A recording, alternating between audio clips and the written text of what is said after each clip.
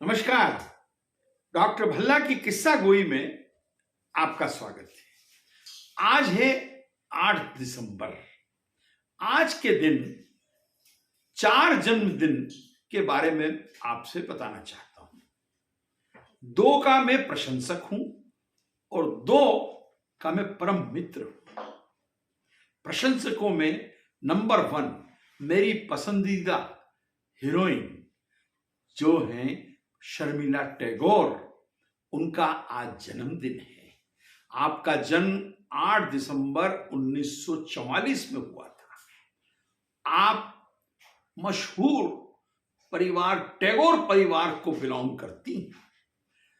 14 वर्ष की उम्र में ही सत्यजीत रे की निगाह आप पर पड़ी और आपने उनको फिल्मों में काम कराया। परंतु शर्मिला जी को हिंदी फिल्मों में ब्रेक सबसे पहले मिला कश्मीर की कली में, जिसमें शम्मी कपूर के साथ आपने धूम मचा दी। और उस जमाने में जब दखियानूसी माहौल था और कंजर्वेटिविज्म था, तब आपकी फोटो बिकनी के अंदर फिल्म फेयर में कवर पर छपी। नवाब पटौदी से आपका उन दिनों प्रेम संबंध चल रहा था, रोमांस चल रहा था। नवाब साहब ने लंदन से शर्मिला जी को फोन किया और कहा कि शर्मिला, तुम तो ऐसे ही इतनी सुंदर हो, ये बीकनी पहनने की क्या जरूरत है। ये सेंस ऑफ ह्यूमर जो उनका था, उसी पे शर्मिला जी ने एक बार इंटरव्यू में कहा कि मैं फिदा हो गई। तो नवाब साहब दिल्ली में एक मैच खेल रहे थे, तो शर्मिला जी बॉम्बे से फ्लाई करके उनका मैच देखने आई और शाम को जब पार्टी में मिली तो आपकी दोस्ती हो गई, जो बाद में बड़े घनिष्ठ संबंध हो गए और आपका विवाह हुआ और आपके 3 बच्चे हुए, सैफ अली खान, सोहा और सबा। और आपने जो फिल्मों में धूम मचाई, वो एक जोड़ी ने तो कमाल दिखा दिया। वो थी राजेश खन्ना और शर्मिला टैगोर की जोड़ी। आराधना फिल्म को आप कैसे भूल सकते हैं। उसके अलावा अमर प्रेम में आपने कमाल किया, एन इवनिंग इन पेरिस और ऐसी कई सैकड़ों फिल्मों में शर्मिला जी ने कमाल दिखाया। और इसके अलावा आपका प्रेम विवाह हुआ नवाब साहब से और वो विवाह करीब करीब आधी शती चला। इन दोनों की प्रेम जोड़ी कमाल की थी, दोनों बहुत एक दूसरे से प्रेम करते थे। ये तो हो गई शर्मिला जी की जन्मदिन की कहानी। दूसरा जन्मदिन है आज धर्मेंद्र जी का। धर्मेंद्र जी धर्म सिंह देओल का जन्म 8 दिसंबर 1935 को गांव नसराली में फगवाड़ा के पास लुधियाना में हुआ था।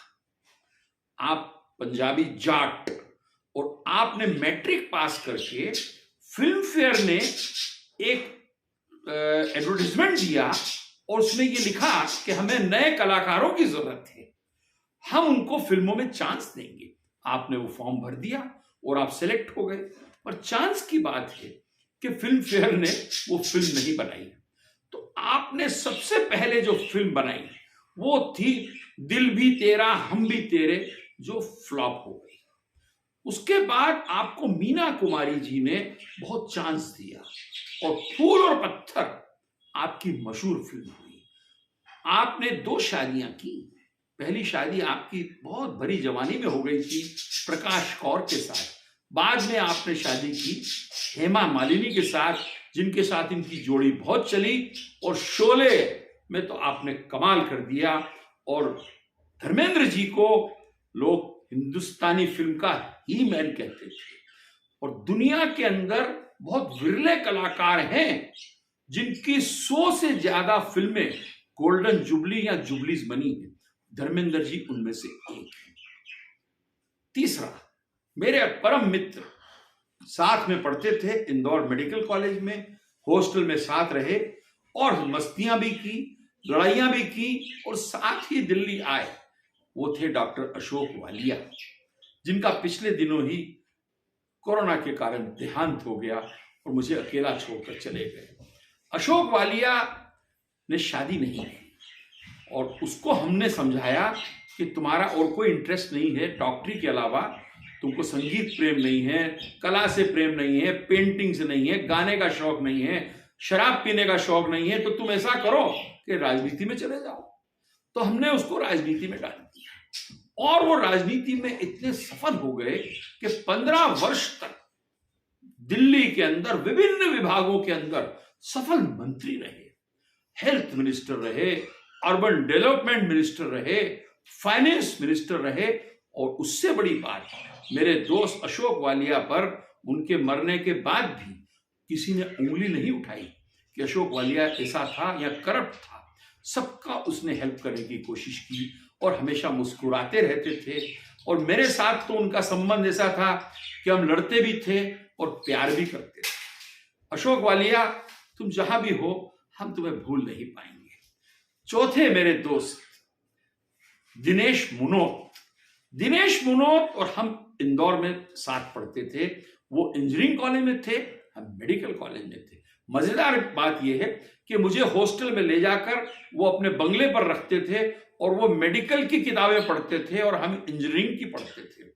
उस जमाने के अंदर हमने बहुत मस्ती की। फिर उनकी शादी हुई पूना में, उनके गांव यवतमाल में हम गए। और उसके बाद आप फिरोदिया परिवार से जुड़े हुए हैं, फिरोदिया परिवार से ही इनका वास्ता है। आपने ZF नाम की कंपनी पूना में खोली और ZF पावर स्टीयरिंग की कंपनी बड़ी सफल रही। आप ही के परिवार ने हिंदुस्तान में वेस्पा स्कूटर को इजाद किया, उसको लाए इटली से।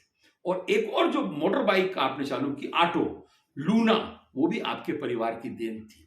दिनेश मुनोत के परिवार के साथ भी हमारे बड़े मधुर संबंध रहे। दिनेश भाई, आप 100 वर्ष जिए, यही हमारी उम्मीद है और आशा है और शुभकामनाएं हैं। शर्मिला जी, आप भी 100 वर्ष जिए। और Dharmendra the he man, favourite of my wife doctor Kusum, you also live for 100 years. So these are the 4 birthdays I'm wishing on 8th December to these 4 gentlemen, for these great souls. Namaskar.